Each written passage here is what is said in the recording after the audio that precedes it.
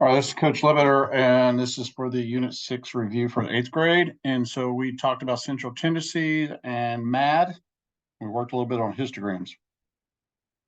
I'm not going to do all these problems. I am going to do one from each section, so that way you can kind of see how each one does, and you'll be responsible for doing the rest of it.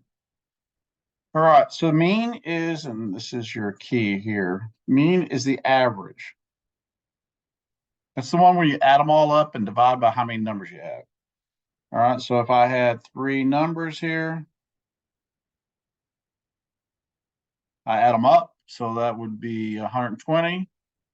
So I'd add all 3 of these up. That'd be 120.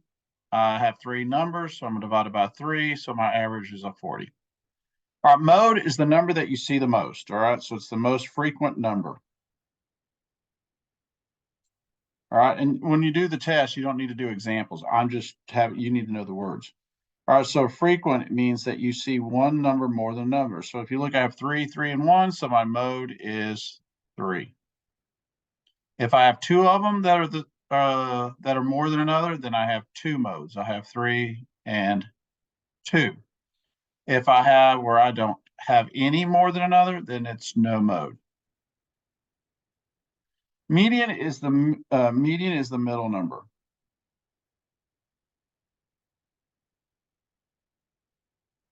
That's the one where if you have numbers like this, the middle number here is 4, so my median's a 4.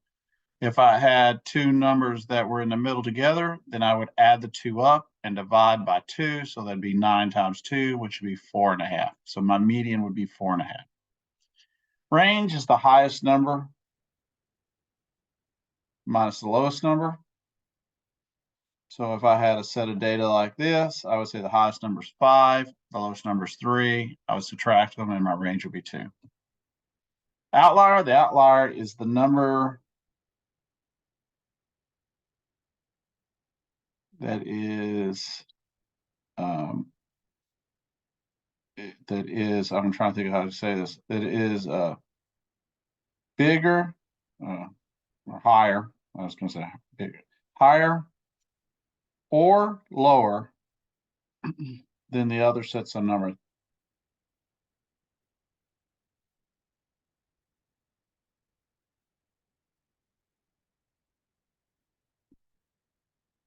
So let's say you had test scores. Let's say we had everybody in the class make a 50.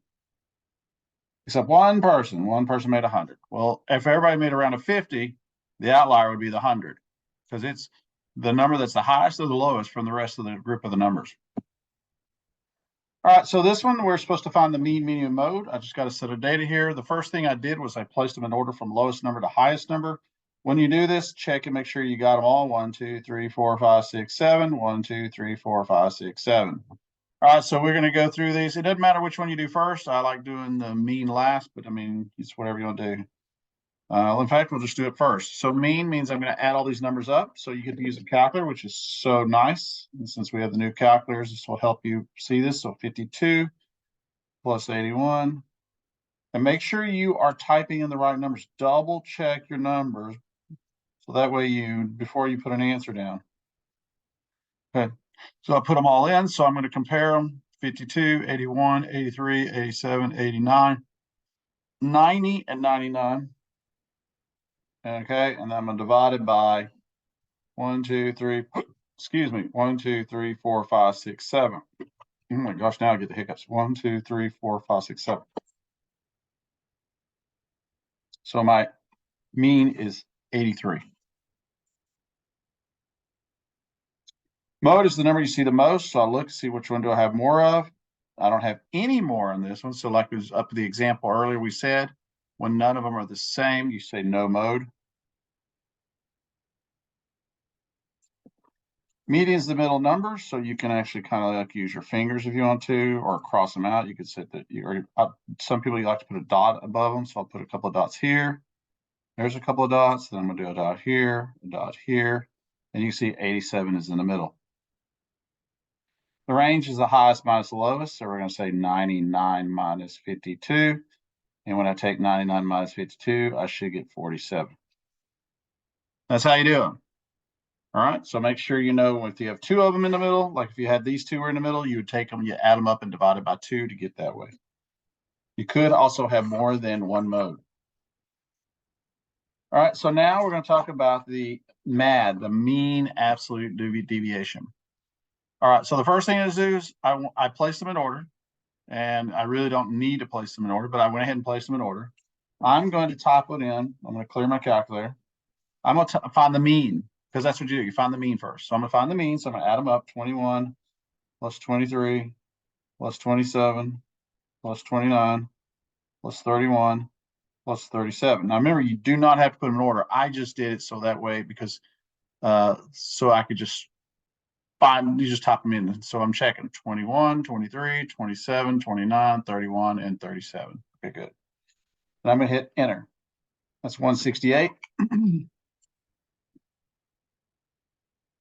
And I divided by 1, 2, 3, 4, 5, 6. So I'm going to divide it by 6. And my mean is 28. So now what I'm going to do is I'm going to take each of these and I'm going to list them out here. 21, 23, 27, 29, 31, and 37. And I'm going to subtract the mean from all of them.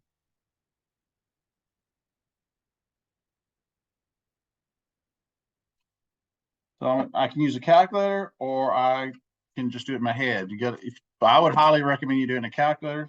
So 21 minus 28. Now look, when I do that, I get a -7. I'm not going to put a -7. We don't care about the negatives. We're just going to put the difference. So we're going to put 7. All right. So this one is 23 minus 28. That's a 5. All right. That one's 1. That one's 1. That one's 3. And this one is 9. That's 37. 30. Oh, yeah. So just make sure 37 and 28. All right. So now I'm going to add up all these numbers. So I'm going to add them up. And then I'm going to take the average of this. So here we go. I'm going to clear it so I don't mess up. 7 plus 5 plus 1 plus 1 plus 3 plus 9. I got 26. I have 1, 2, 3, 4, 5, 6. So I'm going to divide 26 by 6. And that gives me 4.3 repeating. So we'll just say 4.3, and you can put a bar on if you want to.